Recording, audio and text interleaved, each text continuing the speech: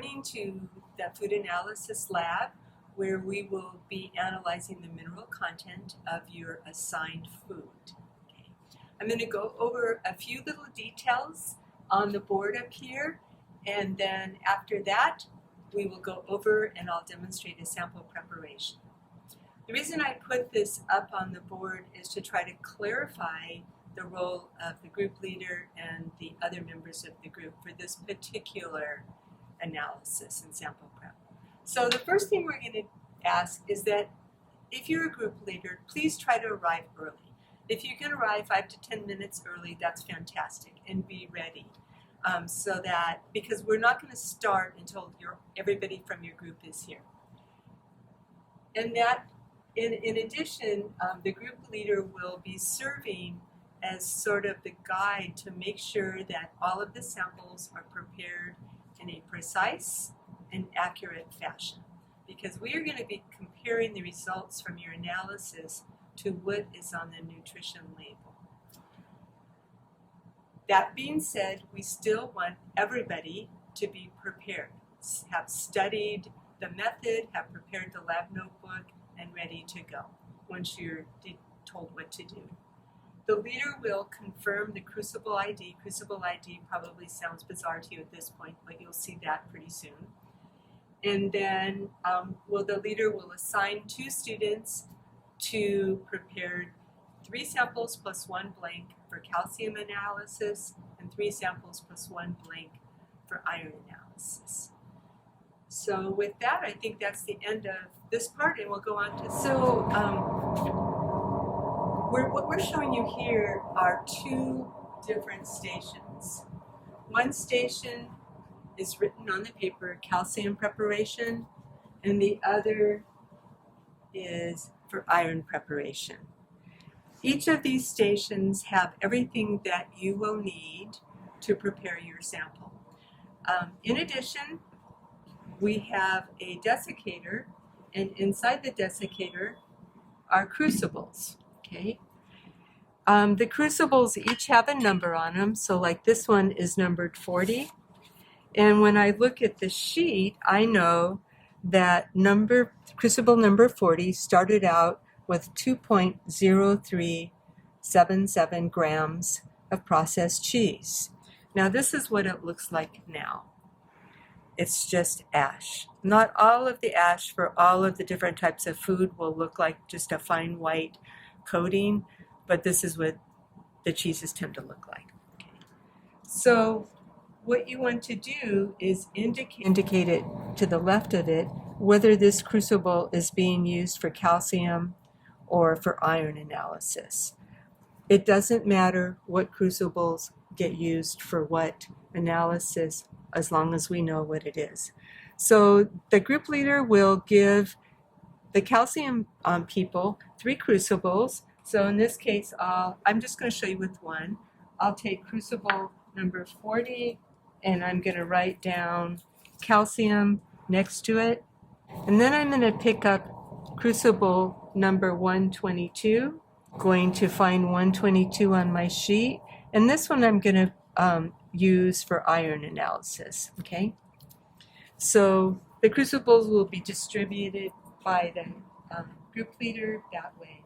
So I'm going to put crucible number 40 over next to this crucible that I already pulled, that's for a blank, and crucible number 122 next to the blank here.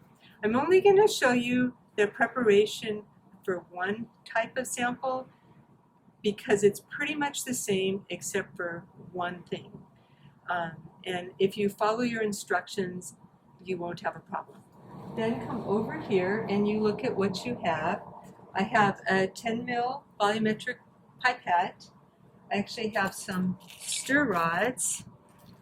I have another pipette that I may or may not use.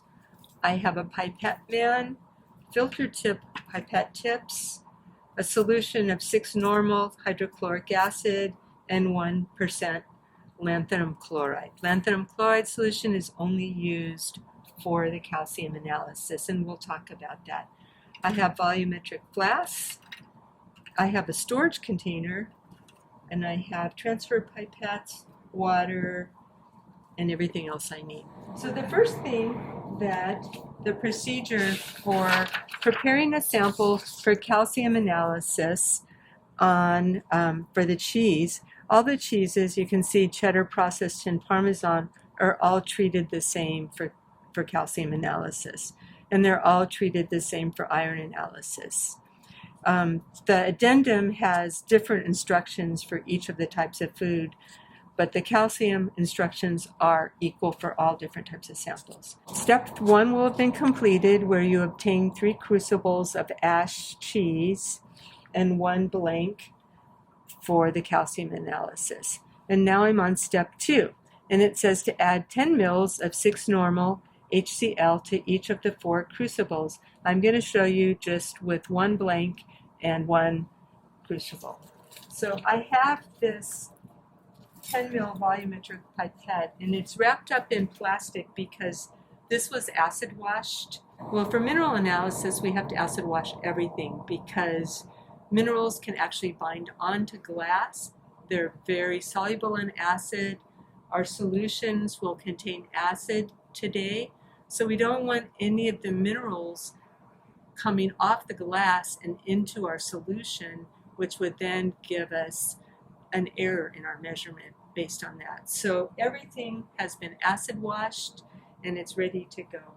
So the first thing I'm going to do is it says to add 10 mils of 6-normal HCl, and I have that right here, and I'm going to take the top off, and I've got my 2 crucibles, and I'm going to add 10 mils of that to each one, and I'm going to dispense this into, I'm kind of trying to cover the walls of the crucible as I dispense. Okay, so I'm going to dispense all 10 mils into here because that's what my instructions said. Okay, and remember, you don't have to blow out the tip volume on these because the pipette is actually calibrated for that loss. And then I'll take 10 mils up for my blank, and then I'll dispense my 10 mils into my blank crucible. That's my crucible that has nothing in it. And then the next step says I'm going to set this down on its side and take off take that off. The next step says is to put it on a hot plate, which I have right here, for a few minutes. You know, things are more soluble with a little bit of heating.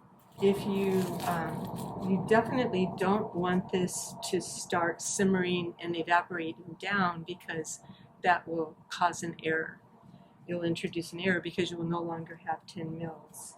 But what I'm going to show you is that this is just warm. I'm going to just take the stirring rod and just kind of stir around. It says 2 to 3 minutes. Now this one was used for my sample. I definitely don't want to put this into my blank crucible at this point because that would introduce an error. Okay, so I'm going to take that off and I'm just going to set it down. Now you would be having 2 more crucibles with sample in it. You could use this same stir rod for the other 2 crucibles. Okay, you just don't want to use a stir rod to help dissolve that had been in a sample into a blank because you would add some. So I'm going to set that down over here, and then I would be preparing my other 2 samples.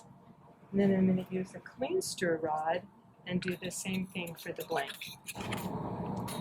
Okay, interestingly enough, in your ash, you will actually end up seeing sometimes some stuff that doesn't go into solution. Don't worry about it. Your iron or your calcium will be in solution. Whatever is at the bottom is not of interest. So just do the best you can. Then you'll bring your crucibles over here and then set that down and you're ready for the next step. Now it says to obtain a clean 10 ml volumetric flask, label it, those are right here, and label it, and I'm actually going to label it with my crucible number. And then the other one I'm just going to call blank. Okay. And then it says to add 1 ml of 1% lanthanum chloride to the bottom of each of these flasks. Now, why lanthanum chloride? Let me put my top back on my 6 normal. Well, lanthanum chloride, what will happen if you have phosphate in your sample and you also have calcium, you can get a binding of a calcium and a phosphate, calcium pyrophosphate, which is heavy and it'll actually sink down and settle out. It's not soluble.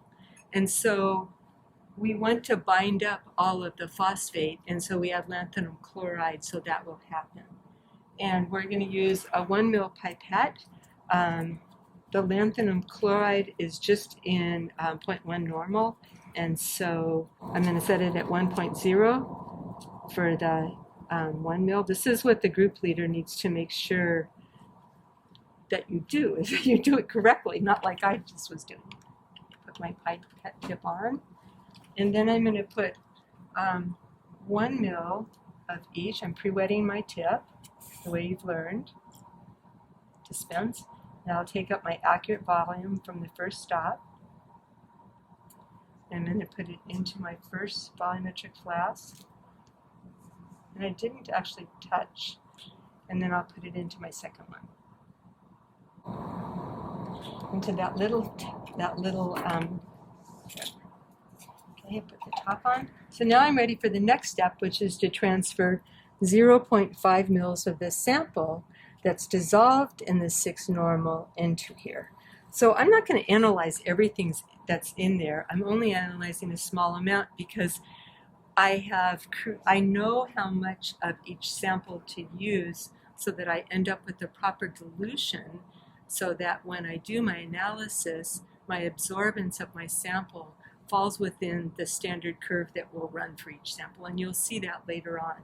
You won't see it in the video today, but when you're at the atomic absorption spectrophotometer, you will see from the standard curve that there's a window of linearity, and we always want the absorbance of our sample to fall within that window of linearity. And so I know we've determined this, how much of the solubilized sample to dilute in order to end up at the right concentration. Okay, so it says 0.5, so this is my 0.5. Okay, so I'm going to do the same thing for the blank as I am for my sample. So I'll use a new pipette, and I'll start with my blank because my blank doesn't have any calcium in it. And I'm just going to pre-wet my tip, and then I'm going to put it into my 10 ml volumetric. And then I'll do the same thing with the sample. Now these tips are different than tips you might have seen before. They actually have a little filter in them. 6 normal HCl, which is in these crucibles, is actually fairly caustic for pipettes. So you need to have some sort of a barrier. So these are called barrier tip pipette tips. And so you want to make sure that you protect your pipette. And so that's why I'm using a barrier tip pipette tip. Then I'm going to put this one into the proper volumetric flask. Okay, and now I've got my samples all ready. And now this we're just going to hang on to. When you're all done, you will get instructions on where to dispose of it. It doesn't go down the drain. It's going to go into a hazardous waste bottle that I have set up for you. Okay, so now the next step is to dilute it with DD water. So I have, do you remember this? You probably remember this from before. This is a bottle with distilled water in acid wash glassware. And I have some transfer pipettes here, and I'm just going to use a transfer pipette. We're not going to pour. This is a very small volume, and it's really easy to overshoot. And so I'm going to just transfer with the transfer pipette my water into my little volumetric.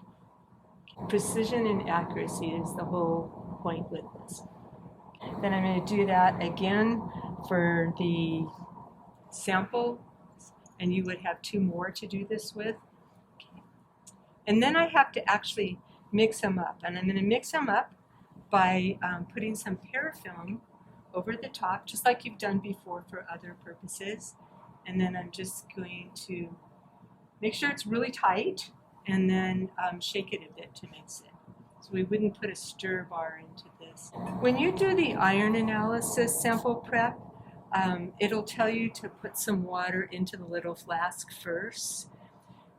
We didn't do this with the calcium because we actually had some solution already in the little 10 ml flask from the lanthanum chloride. Remember, you always want to add water when you're putting a more concentrated acid in. Okay, so we're done with that. We have our 2 samples, and this is trash. And now I can say that you conveniently have parafilm. When I parafilm, I pull it tight, and then I wrap tight, and then I'm going to shake it up for a bit. Okay, I'll do that with the other one too. And then the last step that you have to do is filter it into one of these tubes. And of course you need to label the tube like you have your volumetric flask labeled. And so I have 2 tubes. If by chance there's a label on it, like this one is left over from last year's garbanzo bean group, you want to take that writing off with some 95% alcohol, 95% ethanol. Okay, so now I'm ready to filter. The reason you filter is because sometimes there can be little particles that transfer with your solubilized sample. And I know that in the introduction video, Dan pointed out this teeny tiny little sipper. That sipper is actually going to suck this solution up. And if by chance there's any little particles present, that sipper will get plugged. So I'm going to label this one 40 because that's my sample. You don't need to put anything other than the number. You could put that this is for calcium. And then I have a filter. Now this filter has been acid washed. You can use the same filter for each of your replications of your sample analysis, but use a different filter holder for a funnel. These are funnels for your blank. Yeah.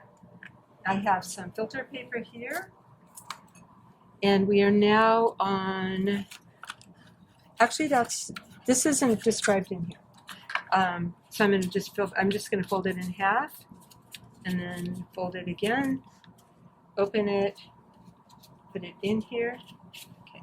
So in order to make sure that we don't transfer something that happens to be on the filter paper into this tube, we'll waste, it's called wasting, we'll waste the first little bit that comes through. Actually throw out some of this. I have a beaker here, and you'll just hold it up and you'll just pour some in here, and then you will hope that it filters really quick and doesn't plug. And there, I think that'll be good. Don't spill that. So I'm just going to let this drain for a little bit. And once this is completely drained out, I know that in a way it's been rinsed. Okay, there she goes, she's ready. So now I'm going to set it on my collection tube, and then I'm going to slowly transfer my sample filter my sample into this tube here. Once you're done with that, the sample's ready for analysis. We're not going to go over the analysis in this video. All we're going to look at is up to this point, and then you will be given instructions, and the group leader should make sure that all of the solutions are disposed of properly and the glassware rinsed. You're not going to wash it this time. We're going to have you rinse it 3 times with DI water. So you don't wash anything, we just need you to rinse it, then I'll put it into the acid bath. Each of the different types of products for this class that you'll be running proximate analysis on has its own unique combination of solubilization volume and transfer volume. All of those volumes are super important in the final calculation. The calculation, there's an example, don't use the numbers in the example, use your own numbers. There's an example calculation that will be part of your addendum There's instructions in your addendum, and will help you, guide you through it. But I want each of you to have studied it, and especially the group leader to have practiced the sample calculation. The sample calculation corresponds with different columns in the Excel file. If you look at that sample calculation, you can see that there's clear units. That's a key, because you're going to actually have to include the sample calculation, or a sample calculation specific for your food in your laboratory. And that's it. Bum, bum, bum, bum, bum, bum, bum, bum, bum, bum, bum, bum, bum, bum, bum.